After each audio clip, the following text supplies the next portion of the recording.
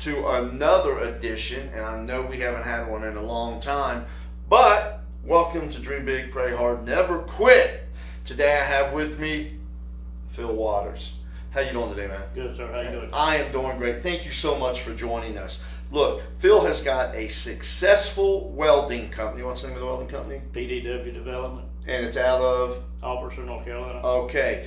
And he just recently started, well, I'll say recently, the past year and a half? 2019, December. 2019, Daily Testify.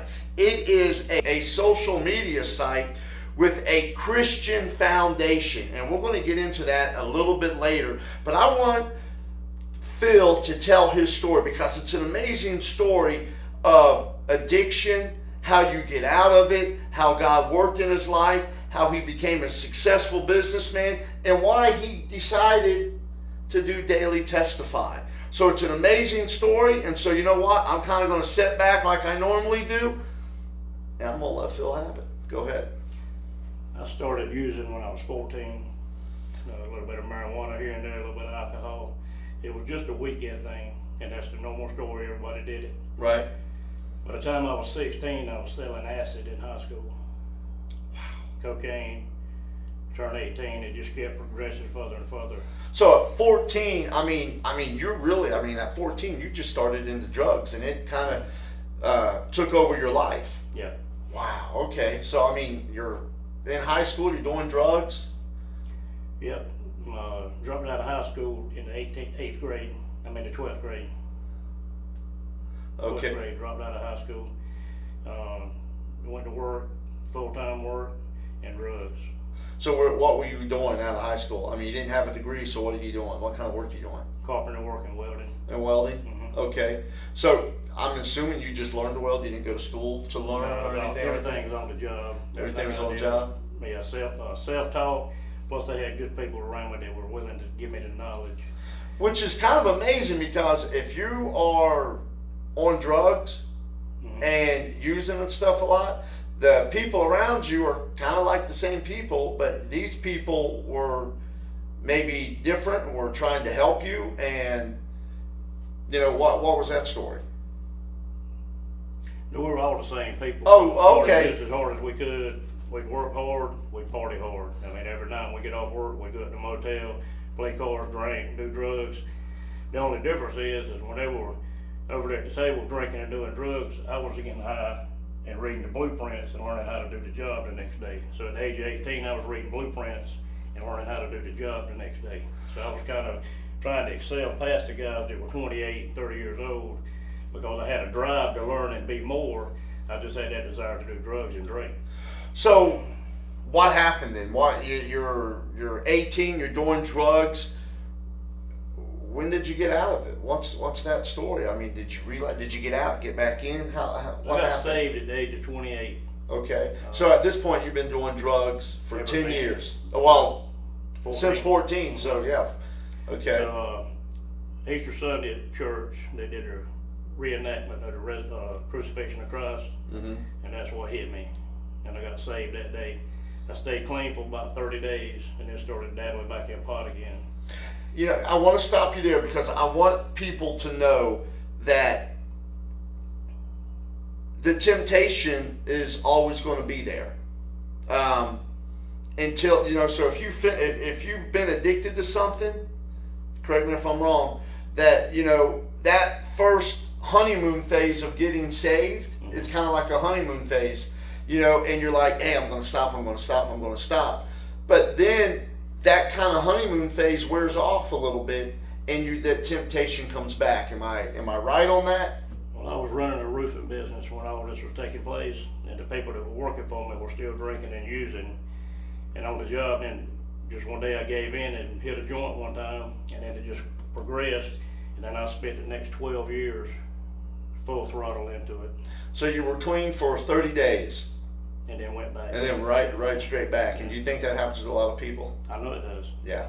Yeah, I totally agree with you. So now you're on drugs for another 10 years, but have you started opening your own company yet? Have you started your welding company? No, I was working for somebody else at the time. Okay, and so Spending all my money. I couldn't even buy a 95-cent Big Mac on Saturday. We were Really? making $1,000, $1,200 a week. Yeah, And you're just blowing spending it up. all on drugs. Well, you'd get drugs that week, get them fronted, you'd pay up on Friday, you'd buy some more, by the end of the weekend you'd get some more fronted, and it was just a never-ending cycle, you know. You were always working to pay the man. So when you see, and I'm glad you brought that up, because I didn't know kind of what the cycle was, because I think we see people on drugs and we see that they're, you know, they look pretty rough, and we sit there and think, how in the world can you afford to buy these drugs? Because we know they're not cheap. But you kind of just told us, you know, you can work a full-time job, get paid well, but you're always cycling it back into the drugs. So you're spending all your money on the drugs, not you trying to make yourself better. Exactly. Okay, well that makes sense, and maybe that will tell a few people that, you know, when we see people on drugs, that we're like, okay, that makes the cycle seem a little bit more realistic of how that happens. Okay, so what happens next? After 2 failed marriages, I met. So what years did you get married? I was married at 20, And how long did that 28. one last? So at 20, how long did that marriage last? 10 years. And that was because of the... Well, actually 6 years together. It was 4 more before we got a divorce. But Okay. she took my girl and left, and And why? Why did she leave? because I was using drugs and drinking. Okay. Yeah. All right. So, you know, again, a typical type thing. Yeah. You know, the wife was like, you know what, I got to get out of this. And she took your daughter. Mhm. Okay. And then you got remarried. Got remarried at 28, and then got saved, and then fell right back into it. And how long did you stay married the second time? I think it was about 10 years before we finally got a divorce. Okay. Any children with that? No, just a No. child. So with you got. So how old's your daughter now? 33. 33. Do you speak with her now? Mhm. Yeah. Okay, so you guys got a good relationship. Yeah. Oh, that's awesome. Does she still live around here? She stays in Wallace. So Oh, well, that's awesome. Yeah. That's awesome. Okay, so now you meet your third wife. Yes. Okay, so let's kind of go through that. So I was 38 when I met her, and we started dating, and I was hiding the drug use from her. I had told her I was smoking pot, but I didn't tell her about the crystal meth, and so right about a year and a half, she figured it out, and she broke up with me May 25th of that year. I think it was 2008, I believe it was. July 30th was my daughter's 20th birthday. So I was sitting at the house just bummed out, didn't have no money to give my daughter, didn't have a way to go see her because I didn't have a license or a car, didn't have a phone to call her. If I could have went to see her, I wouldn't have nothing to give her. Plus I was looking at a picture of my girlfriend that left, so I just threw it all away. now, in the process of you using, were you ever arrested? Oh, yeah. So you were. How many times were you arrested? I don't know, over the years, child support and drinking and driving, driving without license, fictitious tags, no operators, no insurance, you know. Wow. Oh yeah. Yeah. So and all that stemmed from drug drug use. Yeah, yeah. Well, Okay. let's see, I was 28 when I got a DWI and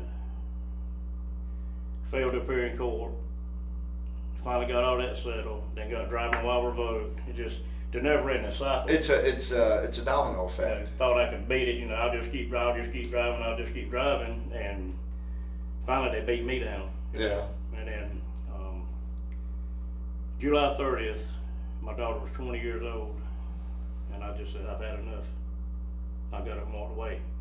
In August of that year, my girlfriend saw that I was doing better, and she started dating me again to give me a chance. We got married in March of the next year, and here we are. So how many years have you been married now? 10 years. 10 years. 11 years. 11 years. Okay. So you've been clean for how long? 13. 13 years. Been clean Yeah. for 13 years. So tell us when did you start your business while you were still using, or were you completely clean when you Let started me make using? a correction. I've been married 12 years. Yeah, because she's going to watch this, Yeah. and if you don't get it right, Yeah. you're in trouble. But yeah, I've been clean 13 years, July 30th. All right. So, and that's great. Congratulations, because a lot of people that never happens, and they end up dead. It So took you me- are. Once I got clean, it took me 6 months to get a job before the man to ever believe me. It was at Case Farms Feed Mill, and he finally gave me a chance. And I went from there, 4 years working with him, and then I started with Southeastern Grain Company. Was kind of up in the ranks there with them for 4 years. So what were you doing at these jobs? Was it welding? I was running receiving at Case Farms Feed Mill. Okay. Loading trucks and trains, plus Right. doing the maintenance and millwright work for them because I had that knowledge. Southeastern Grain, I was doing all the millwright work, which is the same company, same business I've got now, same kind of trade, and I was running that for them. Okay. Okay. So when did you start your business? September 1st, 2015. 2015. And it is a welding It's business. classified as a millwright company. It is. Welding, equipment installation, confined space rescue, And what's the name of the company? PDW Development. PDW Development. And it has been going, well, since 2015, so about 6 years. And so you've been running that. And how did you get, why did you decide to go into business for yourself? What was the... The guy I was working with, we had come to I felt like I had paid my dues. Right. You know, I was like, you know, over 40. I said, I've worked. If I'm gonna keep paying dues, I'm gonna do it for my own company. Right. And Right. we parted ways, and I gave him like 3 months notice before I quit. And I started my business, and here we are. All right, so I want to talk about a few things when it comes to running your own business. First off, let me mention, guys, Phil overcame drugs. Now, you know, and we haven't really gotten it. You know, he got saved. How did, you know, you just decided one day to quit, and you quit cold turkey? What happened? Cold turkey. I said, You that's just- it. I was at the bottom. I said, I've had enough. And I got up, I slept on the recliner, I got up, walked away, and that was it. Now, it weren't easy. Right. Now, does that But it was- temptation? So in the beginning, was that temptation still there a lot? It was there, yeah. So, I mean, you were, I don't want to say you were struggling, but whenever you're tempted, that's a struggle. Well, you have to make a conscious decision to stay off of it. I mean, the temptation is there, and you can either go left or right. You Right. make a decision what you're going to do. Overall, I did pretty good with the drugs and alcohol. About 2.5 years ago, I had the feeling, I said I could probably use a mixed drink. I'd let her have a mixed drink at supper sometime. Right. But I fought it and fought it and fought it until that urge went away. Never gave in, so I'm still clean and sober. I never gave in to the temptation.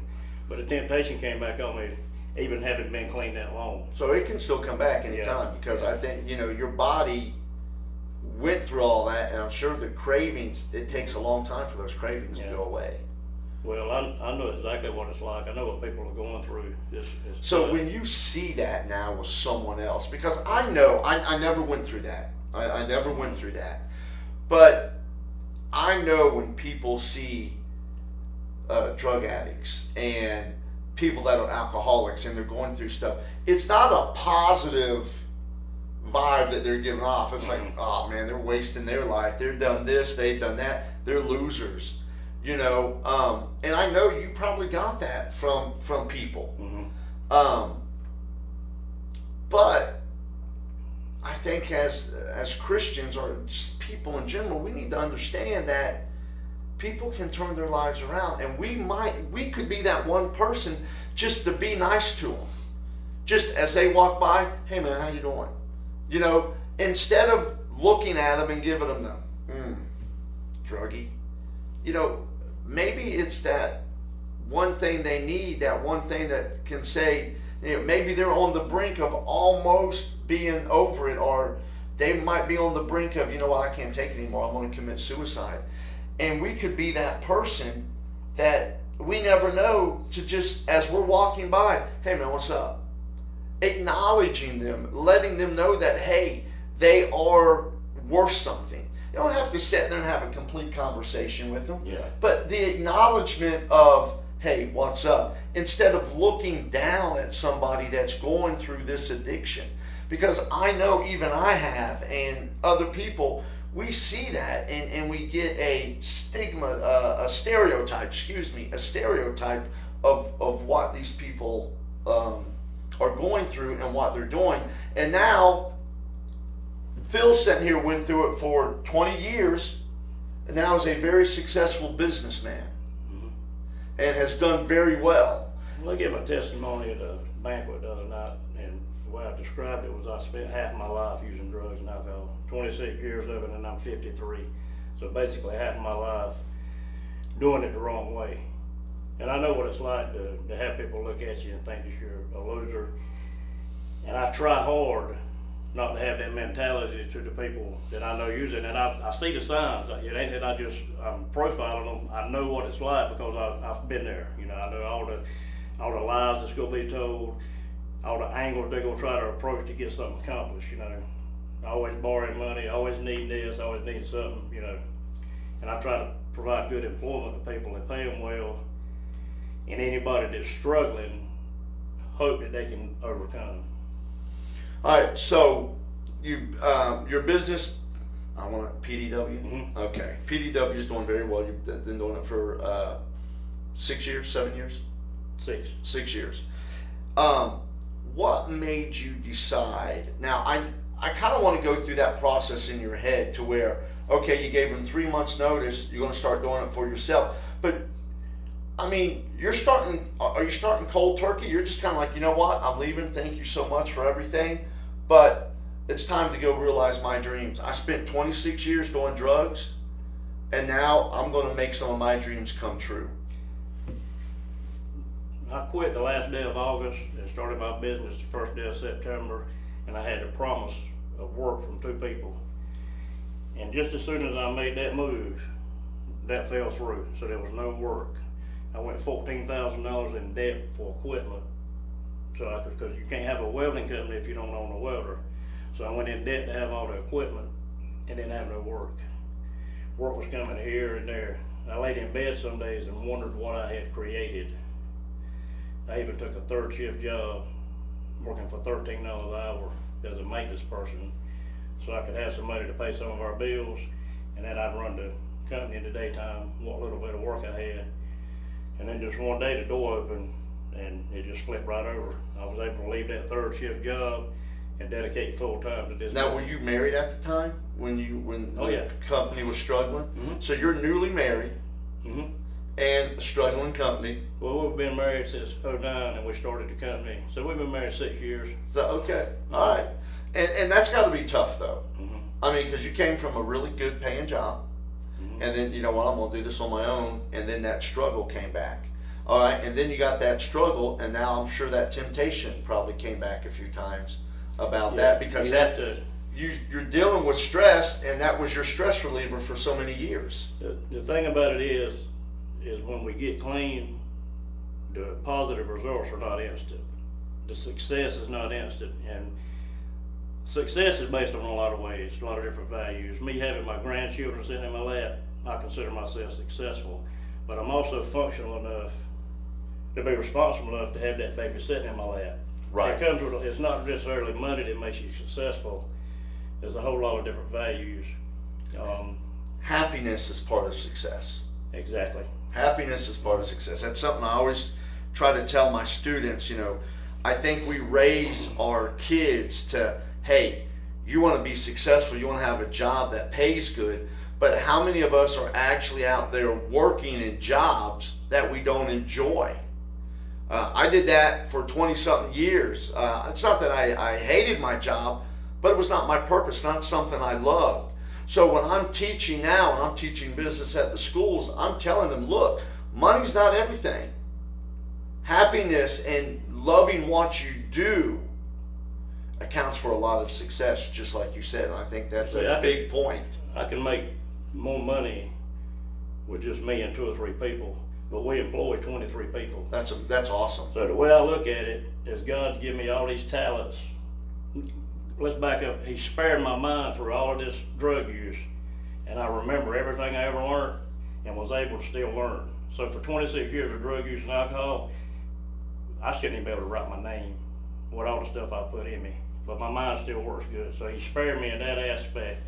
So why not use that talent? So I believe what I'm doing is helping other people provide for their families. So if you got 23 employees, and that's 23 families. That's right. right. Family, it might be 3 people or 5 people. But that's how many people are getting the benefit, because we're going out there, my wife and I, and taking the risk to run this business. You know?